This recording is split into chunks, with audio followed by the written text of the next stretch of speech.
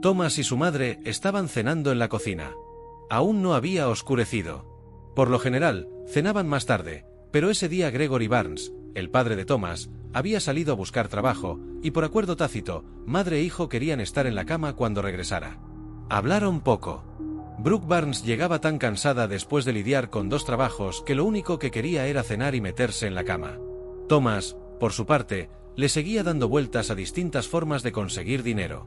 Una vez que tuviera lo suficiente debía decidir qué hacer, si llevarse a su madre a empezar una nueva vida lejos de allí, o contratar a alguien que asesinara a su padre.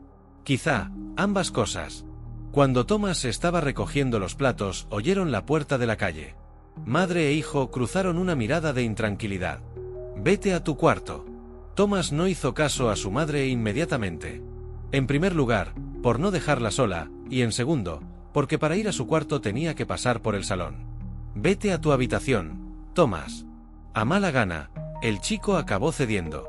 Saliendo de la cocina se dio de bruces con su padre, y el olor a alcohol fue tan intenso que casi le dieron arcadas. «¿Dónde te crees que vas?» Rachel había salido a pasear. No le apetecía ver a sus amigas. No tenía nada que hacer, ni había quedado con nadie. Los viernes siempre salía hasta las 12. Antes su hora de llegada era las 2 de la mañana, pero desde que andaba suelto aquel criminal por el condado, sus padres habían coartado un poco su libertad. Sin embargo, aquel viernes no saldría. No le apetecía. Quería estar sola porque no podía dejar de pensar en un chico de su clase que ya salía con otra. Su paseo la llevó a una calle comercial, y al pasar por delante de una joyería se quedó prendada de una figurita de plata.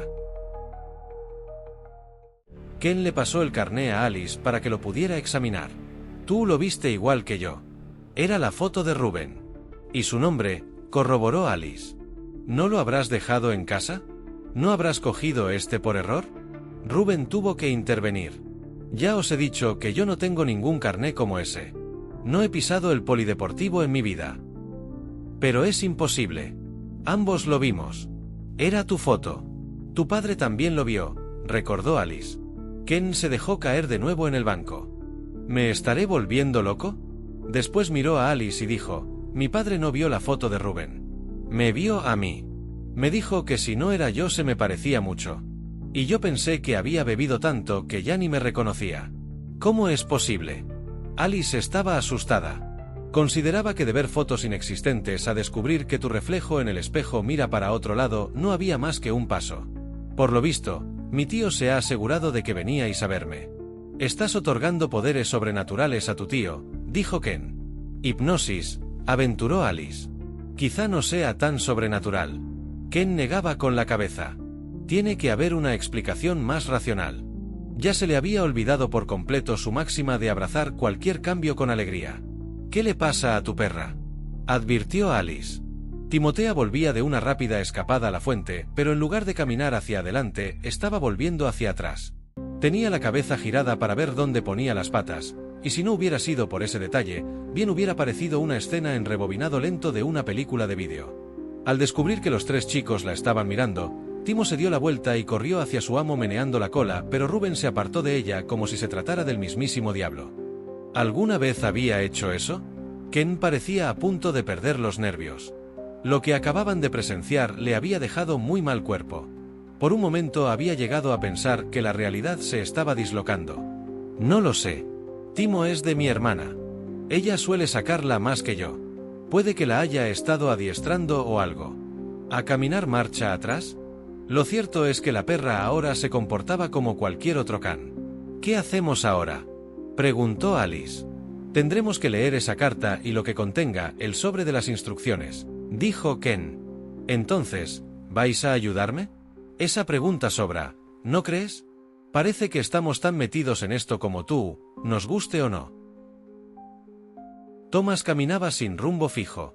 Quería contener las lágrimas, pero se sentía incapaz. Esta vez había recibido en el estómago. El primer golpe le había dejado sin respiración. Durante aquel terrible minuto había creído que su padre le había reventado algún órgano. Todavía le costaba trabajo coger aire. Tenía que hacerlo a pequeñas bocanadas. Sin embargo, no lloraba de dolor. Lloraba porque al salir de casa había tenido que oír a su madre rogarle que lo perdonara, que estaba muy irascible por haber perdido el empleo, que en el fondo su padre lo quería. No tenía muy claro a partir de qué golpe su madre había perdido la razón. Lo que sí sabía es que esta vez necesitaba contárselo a alguien, y, casi sin darse cuenta, encaminó sus pasos hacia la casa de Ken. De camino de vuelta a la casa de Rubén, Ken les contó lo que le había ocurrido con los gorriones antes de que Alice pasara a por él esa misma tarde. Entonces le parecía que se lo había imaginado, pero ahora ya no estaba tan seguro. Dicen que los animales se comportan de forma extraña antes de los terremotos, comentó Alice. ¿Después también? Igual les gustaba tu corte de pelo. Ken iba a replicar que no era momento de hacer bromas, pero el comentario de Alice había hecho reír a Rubén. El chico tenía una risa tan contagiosa que al cabo de un momento estaban riendo los tres a carcajadas. Ahora cuando entremos en casa seguidme directos a mi habitación, no se os ocurra mirar a mi madre porque si no, os presentará a toda la familia y querrá que os quedéis a cenar. A mí me parece bien, tengo hambre, dijo Alice. Deberíamos abrir el sobre cuanto antes. Si lo dices por cumplir el plazo, aún faltan más de 3 horas para la medianoche. Yo no quiero cenar en tu casa, dijo Ken. Y casi prefiero que saques la carta afuera. En mi casa no nos comemos a nadie, ¿eh? Ya estaban ante la puerta y fue como si la señora Aubery hubiera oído la última afirmación de Rubén, porque abrió de par en par y tras preguntar a su hijo si le había sentado bien el paseo después de no haber pisado la calle en toda la semana, obligó a los chicos a entrar en casa, les presentó a toda la familia y les pidió que se quedaran a cenar. Ken se sintió incómodo al principio. A excepción de Alice y Rubén no había nadie de su edad. Kim, la hermana de Rubén, que les llevaba 5 años, había salido con unas amigas escaqueándose de la cena familiar. Le tocó sentarse entre la abuela materna de Rubén y una tía por parte de padre. Los 4 abuelos de Rubén estaban allí, y todos parecían gozar de buena salud. Durante la cena, Ken cayó en la cuenta de que los abuelos paternos de Rubén eran los padres de su tío Robert, y le pareció extraño que nadie hubiera hablado con el chico de su tío hasta que lo llevaron a conocerlo a la edad de 10 años. Conforme pasaron las horas, Ken se fue sintiendo más a gusto y cuando sirvieron el postre, Alice se sorprendió al ver que se ponía de pie para contar un chiste que necesitaba mucha gesticulación. Supuso que el vino de la cena le había ayudado a desinhibirse. Pero el chiste fue más bien patético. A las 11:30 de la noche, Rubén los arrastró a su habitación. Tenían que abrir el maldito sobre que le había tenido desvelado una semana. Thomas llevaba más de 2 horas esperando a Ken. Se había sentado en los escalones de la casa de su amigo, bajo el árbol cuyas ramas rascaban las ventanas del piso superior. El padre de Ken le había dicho que se había ido hacía rato y no sabía a dónde. Desde una cabina, Thomas había llamado a casa de Alice y su tía le había dicho exactamente lo mismo.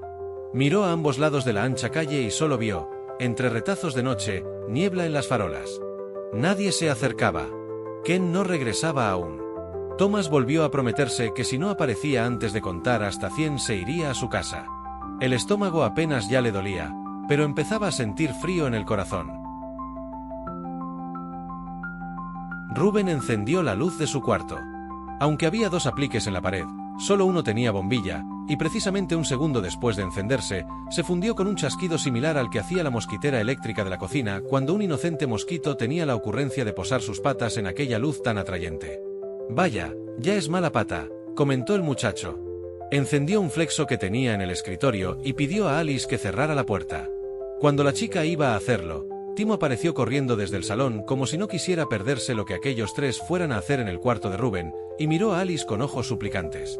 «Timo quiere entrar. ¿La dejo?» Rubén se lo pensó un momento. No le había gustado nada lo que había hecho la perra en el parque, pero lo que tampoco iba a hacer era cogerle miedo. «Deja que entre, sí». Timo pasó y lo primero que hizo fue ponerse a lamer la cara de Ken, que se había sentado en la cama de Rubén. Alice cerró la puerta. «Timo, que ya vengo duchado». La perra lo observó torciendo la cabeza y le ofreció un primer plano de su lengua antes de plantársela en la cara, siguiendo una ruta ascendente mentón, oreja derecha. Luego se tumbó a sus pies y lo miró con adoración. Rubén les pasó la carta de la que les había hablado. Primero la leyó Ken, mientras acariciaba distraídamente el pelo de Timo, y cuando la acabó se la pasó a Alice. Rubén había sido bastante exacto al hablarles del contenido de la misiva. Ninguno de los dos encontró ningún otro dato de interés tras su lectura, exceptuando el haber podido examinar la caligrafía de Robert Aubery. ¿No has pensado que puede haber un motivo para que no quiera que le enseñes la carta a tu familia?, preguntó Ken. Llevo una semana dándole vueltas a esa carta. He hecho todas las conjeturas que puedan hacerse y unas cuantas más. Lo digo porque a mí se me ha ocurrido la primera. Antes de que pudiera formularla, Alice se le adelantó. Puede que quien la escribiera temiera que tu padre o tus abuelos compararan la letra de esta carta con la de algún documento escrito por tu tío de su puño y letra. Vamos, que igual la carta no la ha escrito él. Bueno, no tiene sentido que sigamos dándole vueltas teniendo el otro sobre, aún sin abrir. Rubén le pasó a Ken un sobrecito blanco. ¿Quieres que lo abra yo?, dijo Ken, sorprendido. Dejémoslo en que quiero compartir un poco el peso de este lío. Alice les pidió que le hicieran un sitio al otro lado y se sentó también en la cama, quedando Ken entre ambos. El chico le dio la vuelta al sobre. Encontró la indicación de que debía ser leído antes del 25 de mayo. Y notó que había algo duro en su interior. Aquí hay más que palabras. Ya lo sé, dijo Rubén, que había dado cientos de vueltas a aquel sobre. ¿Tienes un abrecartas? Rómpelo. Se impacientó Alice.